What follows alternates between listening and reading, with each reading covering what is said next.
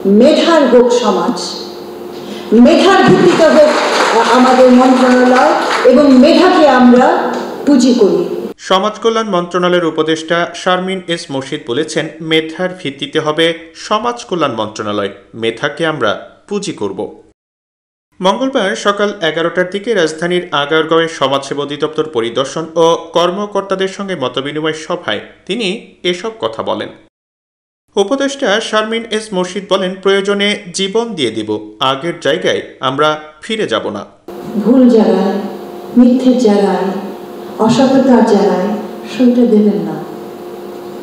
দেখছি চেষ্টা করি না, আমরা একবার একটু চেষ্টা করি যে আমরা অন্যভাবে কাজ করি।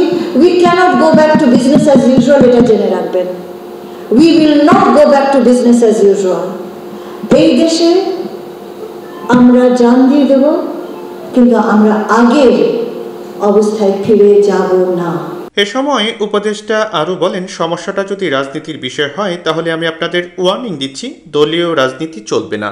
বাইরে কে কি করলো আর আপনারা দলে দলে বিভক্ত হয়ে নিজেদের মধ্যে অব্যবস্থা ও যুদ্ধ শুরু করবেন, সেটা হবে না।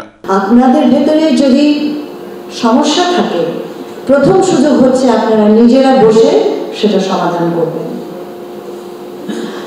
আর সেই সমস্যাটা যদি এমন হয় যে এটাকে সেই দলীয় রাজনীতির জায়গায়, আমি আপনাদেরকে ওয়ার্নিং দিচ্ছি, দলীয় রাজনীতি চলবে না।